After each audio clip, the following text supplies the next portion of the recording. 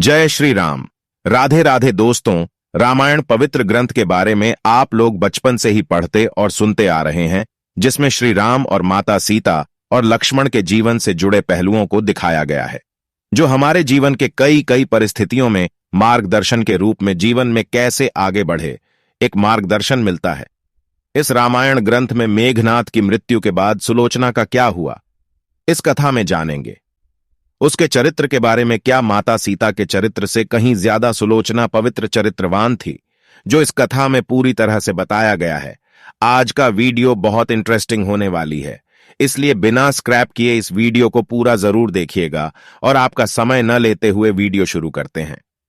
विश्वश्रवा ने अर्षि भारद्वाज की पुत्री इलाविदा से विवाह किया था, जिनसे कुबेर का जन्म हुआ। विश्वश्रवा की दूसरी पत्नी कैकसी से रावण, कुंभकर्ण, विभीषण और सूपनखा पैदा हुई थी। मंदोदरी से रावण को जो पुत्र उनके नाम हैं मेघनाद, महोदर, प्रहस्त, विरूपाक्ष, भीकमवीर कहते हैं कि धन्यमालिनी से अतिक्या और त्रिशिरार नामक दो पुत्र जन्मे, जबकि तीसरी पत्नी के प्रहस्था, नरांतका और देवतांका नामक पुत्र थे। मेघनाद रावण और मंदोदरी का सबसे ज्येष्ठ पुत्र था। रावण एक बहुत बड़ा ज्योतिष भी था, जिसे एक ऐसा पुत्र चाहिए था जो कि महाबलशाली और महाप्रतापी हो। इसलिए उसने सभी ग्रहों को अपने पुत्र की जन्म कुंडली के 11वें स्थान पर रख दिया, परंतु रावण की प्रवृत्ति से परिचित शनिदेव 11वें स्थान से 12वें स्थान पर आ गए, जिससे रावण को मनवांछित पुत्र प्राप्त नहीं हो सका। इस बात से क्रोधित रावण ने शनिदेव के पैर पर प्रहार किया था। जब मेघनाद का जन्म हुआ तो वह सामान्य शिशुओं की तरह रोया नहीं था, बल्कि उसके मुंह से बिजली की कड़कने की आवाज सुनाई दी थी। यही कारण था कि रावण ने अपने इस पुत्र का नाम मेघनाद रखा। मेघनाद की पत्नी का नाम सुलोचना और पुत्र का नाम अक्षय कुमार था। हनुमान जी ने अक्षय कुमार का अशोक वाटिका में वध कर दिया था। इसकी एक और पत्नी थी, जिसका नाम नागकर्ण था, जो पाताल के राजा शेषनाग की पुत्री थी। मेघनाद अपने पिता की तरह स्वर्ग विजयी था। उसने इंद्र को पराजित कर दिया था। इंद्र को परास्त करने के कारण ही ब्रह्मा जी ने इसका नाम इंद्रजीत रखा था। मेघनाद का मूल नाम घन्नाद था, लेकिन इंद्र को हराने के बाद उसे इंद्रजीत, वासवजीत, शक्रजीत इंद्र कहा गया। बंधक इंद्र को छुड़ाने के लिए जब ब्रह्मा ने आज्ञा दी तो मेघनाद ने इंद्र को बंधन मुक्त कर दिया था। इस पर ब्रह्मा ने कहा, वरदान मांगो। तब मेघनाद ने अमृता का वर मांगा, लेकिन ब्रह्मा ने कहा कि यह देने संभव नहीं, लेकिन उन्होंने इसके समान ही वर जरूर दिया। वर अनुसार अपनी कुल देवी प्रत्यांगिरा के यज्ञ के दौरान मेघनाद को स्वयं त्रिदेव नहीं हरा सकते और नहीं मार सकते थे। मेघनाद ने शुक्राचार्य और साक्षात महादेव से शिक्षा प्राप्त की थी। महादेव शिव से प्रशिक्षण प्राप्त लगभग सभी दिव्यास्त्रों का झांता बन गया था। किशोरावस्था की आयु होते होते इसने अपनी कुलदेवी निकुंभला के मंदिर में अपने गुरु से दीक्षा लेकर कई सिद्धियां प्राप्त कर ली थीं। जब मेघनाद युवा अवस्था में पहुंचा तो उसने कठिन तपस्या के बल पर संसार के 3 सबसे घातक अस्त्र, ब्रह्मास्त्र, पाशुपतास्त्र और वैष्णव अस्त्र प्राप्त कर लिए थे। आदिकाल से अब तक यही एकमात्र ऐसा योद्धा है जिसे अतिमहारथी की उपाधि दी गई है। इसका नाम उन योद्धाओं में लिया जाता है जो ब्रह्मांड अस्त्र, वैष्णव अस्त्र तथा पाशुपात अस्त्र के धारक कहे जाते हैं। इसने अपने गुरु शुक्राचार्य के सान्निध्य में रहकर तथा त्रिदेवों द्वारा कई अस्त्र शस्त्र एकत्र किए थे। स्वर्ग में देवताओं को हराकर उनके अस्त्र शस्त्र पर भी अधिकार कर लिया था। मेघनाद पितृभक्त पुत्र था। उसे यह पता था कि राम स्वयं भगवान है, फिर भी उसने पिता का साथ नहीं छोड़ा। जब उसकी मां मंदोदरी ने उसे यह कहा कि इंसान मुक्ति की तरफ अकेले जाता है, तब उसने कहा कि पिता को ठुकराकर अगर मुझे मोक्ष या स्वर्ग भी मिले तो मैं ठुकरा दूंगा। अपने विशिष्ट रथ पर अत्यधिक निर्भरता, अगस्त्य द्वारा बनाए गए कुछ नए दिव्यास्त्रों जैसे सूर्यास्त्र, ऐन्द्रास्त्र आदि से अनिभिज्जता, जो उसकी पराजय और मृत्यु का कारण बनी। कुंभकर्ण के वध के बाद मेघनाद युद्ध में उतरा। पहले दिन के युद्ध में उसने सुग्रीव की पूरी सेना को हिला डाला। राम और लक्ष्मण भी उसकी मायावी शक्ति के सामने बेबस हो चले थे, क्योंकि उसने अपनी कुलदेवी का यज्ञ प्रारंभ करके ही युद्ध घोष किया था, जिसके प्रभाव से उसका रथ अदृश्य हो जाता था।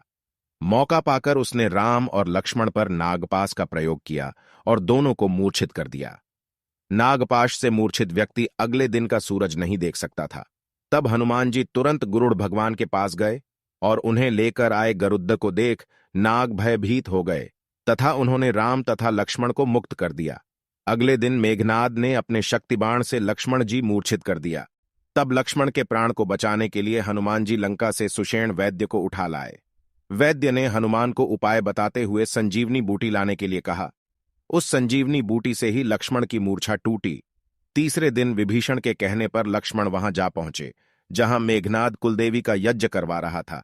यज्ञ में कुलदेवी की पूजा करते समय हथियार उठने की मनाही थी, परंतु फिर भी वहां रखे यज्ञ पात्रों की सहायता से मेघनाद लक्ष्मण से बचते हुए सकुशल लंका पहुंच गया। तीसरी बार युद्ध में जाते समय मेघनाद को यह ज्ञात हो गया था कि श्री राम व लक्ष्मण कोई साधारण मानव नहीं, स्वयं नारायण का रूप है, तो वह अपने माता पिता व सुलोचना से अंतिम बार मिलने आया। वह अपने माता पिता से मिलकर जाने लगा। तब उसने सुलोचना को देखा। सुलोचना से वह इसलिए नहीं मिलना चाहता था क्योंकि उसे लग रहा था कि कहीं सुलोचना के आंसू देखकर वह भी भावुक हो जाएगा, वह युद्ध में कमजोर पड़ी डिडी एच जाएगा। किंतु जब उसने सुलोचना का मुख देखा तो अचंभित रह गया। सुलोचना के आंख में एक भी आंसू नहीं था तथा वह अपने पति को गर्व से देख रही थी। हालांकि उसे भी पता था कि आज उसका अपने पति के साथ अंतिम मिलन है, लेकिन एक पतिव्रता व कर्तव्यनिष्ठ नारी होने के कारण उसने अपने पति को युद्ध में जाने से पूर्व उनके कर्तव्य में उनका साथ दिया। वह अपनी आंख से एक भी आंसू नहीं गिरने दिया। जब लक्ष्मण मेघनाद का वध करने जाने लगे, तब भगवान श्री राम ने लक्ष्मण से कहा कि चूंकि सुलोचना एक पतिव्रता नारी है, इसलिए मेघनाद का मस्तक भूमि पर ना गिरे। इसलिए जब लक्ष्मण ने मेघनाद का मस्तिष्क काटकर धड्डा से अलग कर दिया तो उसे श्री राम के चरणों में रख दिया। भगवान श्री राम लंका व सुलोचना को यह बता देना चाहते थे कि युद्ध में मेघनाद वीर गति को प्राप्त हो चुका है। इसी उद्देश्य से उन्होंने मेघनाद की दाहिनी भुजा को काटकर धनुष बाण से सुलोचना के पास पहुंचा दिया। जब सुलोचना ने मेघनाद की भुजा देखी तो उसे अपनी आंखों पर विश्वास नहीं हुआ। उसने उस भुजा से युद्ध का सारा वृतांत लिखने को कहा। उसके बाद एक कलम की सहायता से मेघनाद की भुजा ने युद्ध में घटित हुई हर घटना का वृतांत सुलोचना को लिखकर बता दिया। इसके बाद सुलोचना अपने पति की भुजा लेकर रावण के पास पहुंची व उनसे अपने पति के साथ सती होने की आज्ञा मांगी। रावण ने उसे यह आज्ञा दे दी, किंतु पति के सिर के बिना वह सती नहीं हो सकती थी। इसलिए उसने रावण से मेघनाद के धड्डड़ की मांग की, किंतु रावण ने शत्रु के सामने याचना करने से मना कर दिया, क्योंकि राम एक मर्यादा पुरुषोत्तम पुरुष थे व उनकी सेना में ऐसे अनेक धर्मात्मा थे। इसलिए उसने सुलोचना को स्वयं श्री राम के पास जाकर मेघनाद का मस्तिष्क लेकर आने की आज्ञा दे दी। सुलोचना लंका नरेश से आज्ञा पाकर श्री राम की कुटिया की ओर प्रस्थान कर गई। जब सुलोचना भगवान श्री राम के पास पहुंची तो श्री राम व उनकी सेना के द्वारा उनका उचित आदर सम्मान किया गया। वह श्री राम ने उनकी प्रशंसा की। सुलोचना ने भगवान को प्रणाम किया। वह अपने पति का मस्तिष्क मांगा। श्री राम ने भी बिना देरी किए महाराज सुग्रीव को मेघनाद का सिर लाने को कहा, किंतु सभी के मन में यह आशंका थी कि आखिर सुलोचना को यह सब कैसे झांत हुआ। तब सुलोचना ने मेघनाद की भुजा के द्वारा उसे सब बता देने की बात बताई। यह सुनकर मुख्यतया वानर राजा सुग्रीव हतप्रभ थे। वह उन्होंने सुलोचना से मांग की कि यदि उसके पतिव्रत धर्म में इतनी शक्ति है तो वह इस कटे हुए धड़ा को हंसाकर दिखाएं। यह सुनकर सुलोचना ने उस मस्तिष्क को अपने पतिव्रत धर्म की आज्ञा देकर उसे सबके सामने हंसने को कहा। इतना सुनते ही मेघनाद का कटा हुआ सिर जोर जोर से हंसने लगा। सब यह देखकर आश्चर्य में पड़ डाज गए, किंतु भगवान श्री राम सुलोचना के स्वभाव व शक्ति से भली भांति परिचित थे।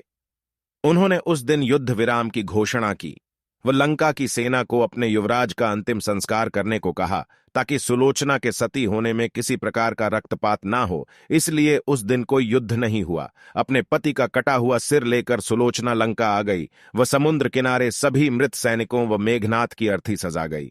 सुलोचना धधकती अग्नि में अपने पति का सिर लेकर बैठ गई और वह सभी के सामने सती हो गई। सुलोचना के बारे में आपके मन में क्या विचार है, कमेंट करके जरूर बताएं। जाने से पहले दोस्तों, आप सभी से निवेदन है, चैनल को लाइक शेयर सब्सक्राइब कर बेल आइकन को प्रेस कर दीजिए। नए वीडियो की नोटिफिकेशन मिलती रहे। आपका बहुत बहुत धन्यवाद।